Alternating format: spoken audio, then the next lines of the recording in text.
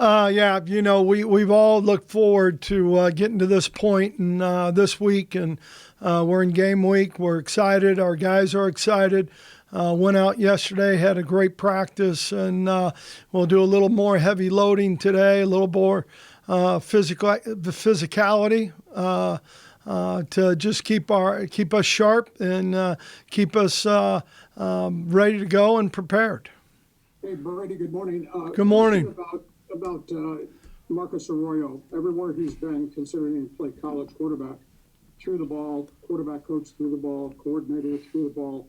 What do you think they're going to bring to the table from a style standpoint, and the fact that his old coordinators from Baylor, right, defensive guys from Stanford? What's this going to be like? Are you walking into this blind to a degree? Well, there's some unknowns out there. The only thing is when you cross that white line, you've got to depend on your fundamentals, your technique, and the effort and the physicalness that we want to play with. Obviously, we've gone back, Hacksaw, and we've looked at all their Oregon film. We've looked at all the Baylor film.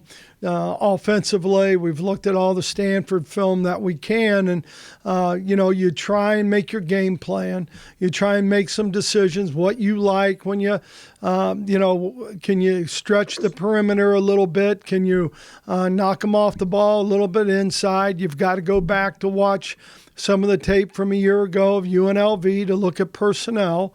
And then, from a defensive standpoint, put a plan together. And like I've told both Jeff and Kurt, it's not what we know. It's what they know and what they can do out there on the football field. So, we may be scaled down a little bit from the packages that we have just so that we can play, Aztec football. Hey, Coach, I hope you're doing well.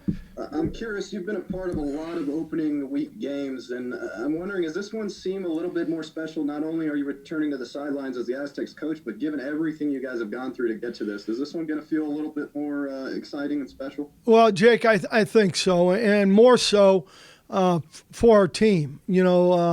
These 115 young men, our student athletes, they've been through some ups and downs, from being paused at one time to how many guys can be on the field to, okay, now we're 11 on 11 and we're being physical, and just getting to this point and how they've handled themselves throughout. And I'm really proud of them. And for this senior class, it's not, Jake, it's not the normal senior year.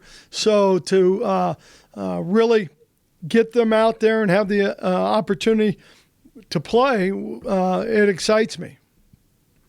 And on that note, everything you guys have gone through, I know everyone in the Mountain West is on the same circumstances, but how do you feel prepared-wise? I mean, it was a weird way to rev up for a season. You guys feel like you're prepared and ready to go in a game? You know what? We do. I think what we've accomplished, and number one, Adam Hall and our strength coaches and what they've done, we've been lifting outside since March, and they're bringing weights out there. They're bringing everything you can do. I mean, out on the field, and we're going in 3 groups. We were in 4 groups, and just what he's done to help those guys get ready. And he does a great job anyway, but him and our strength department and our medical staff, the things they've done. And I really believe, Jake, that our guys, from what I see, we've got work to do yet. We got to finish this week out and dot some I's, cross some T's, all those kind of things in the details. But I think we're in a situation that we're ready to play. Hey, Brady, UNLV's trimmed its quarterback competition to 3 guys, but they haven't named a guy, and it doesn't look like they will. Do you think that's a little bit of gamesmanship, and do you have an indication in your own minds who you think it'll be and who you've prepared for? I don't know if it's gamesmanship, but you know what? We got to do our job. I believe Oblad, the kid from last year, the young man we faced, I think he'll be the starter.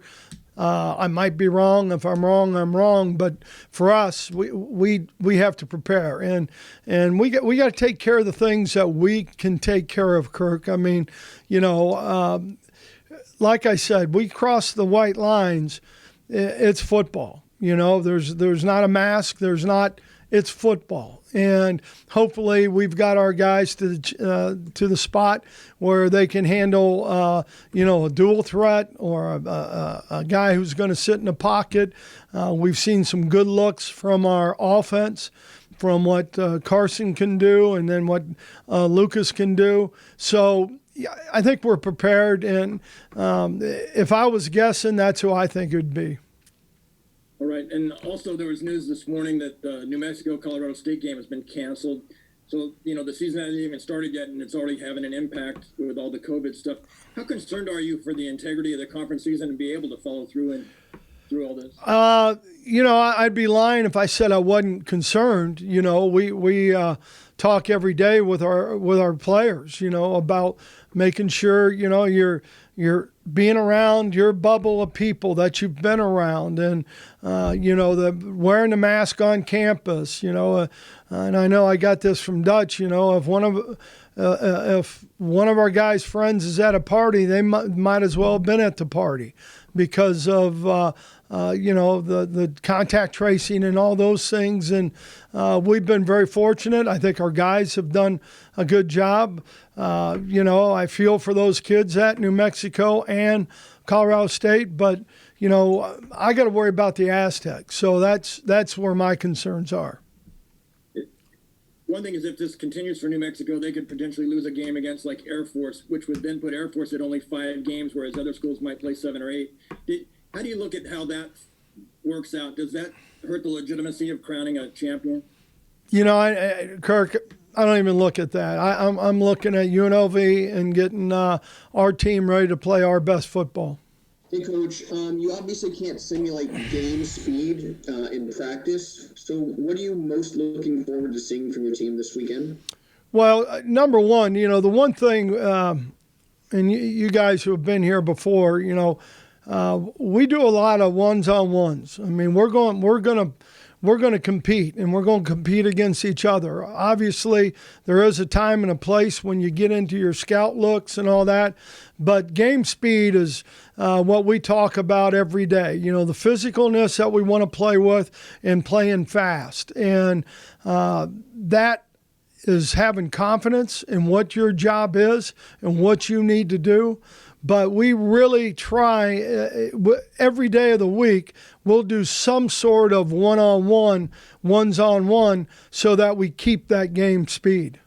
Hey, Coach, the NCAA announced athletic events would be canceled on November 3rd for Election Day, encouraging student athletes to vote. What are your thoughts on that, and have you addressed that with the team at all? Yeah, we as a department, there's no question. Kyle, it's kind of funny because we get back from Utah State, and that will probably be at night, obviously, probably early Sunday morning, and then we play on a Friday. So on the 2nd, it's important for our guys to get out and vote, and we believe in that. But we're probably going to have to walk through on Sunday night a little bit on San Jose State, who we play that next Friday. So it'll be a short week, but it will be, it's worth it, and we'll be in good shape. Wanted to ask about, is there a package of plays for Lucas Johnson as well with Carson Baker starting? Do you expect to see Lucas at some point in week 1, or how does that work? Well, there's no doubt, John, that, there's some things that Lucas does maybe more efficient, I would say, than Carson does. And obviously Carson does some things more efficient than Lucas does. So having the opportunity to have both of them, there's no doubt that there's a package that would be for Lucas and a package within the game plan for Carson. Hey, Brady, kind of dovetailing off that, what have you seen from Carson, especially since he assumes the role as the starting quarterback, especially this week, game week, just in terms of him kind of doing the little things, getting more reps, whatever it is, leading into his first game, and how much does the experience from last week, you think, last year, I should say, help him this week? Well, I'll go to the last part first. I think how he played in the BYU game speaks volumes of his readiness to play.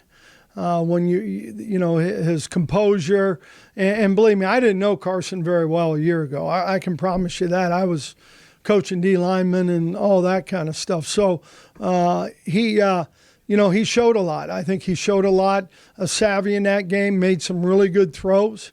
I think what I've seen since and really getting to know him better because of the relationship that we have with each other. I think I have a lot of confidence. We have a lot of confidence in how he'll go out there and perform. And just for the offense as a whole, Chance was pretty confident that you guys are going to be able to put up some points this year when we spoke to him last night. Obviously, that was a bit of a struggle the last couple of seasons. What's your level of confidence with this new approach that you guys are going to be able to hit the ground running and that it will result in more points?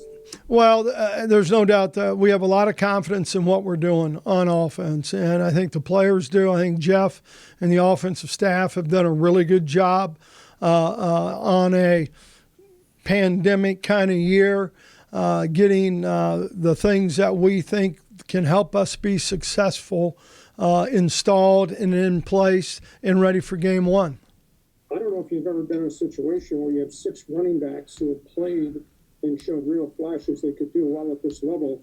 So how do you parse out the time? And additional to that, is Bird the explosive guy and Bell the heavy-duty inside guy? And is that going to be 1 and 2? Well, I think this, and you're right, Lee. We've got we've got some backs. We got a lot of guys back there. They all have their pluses and their minuses of what they do.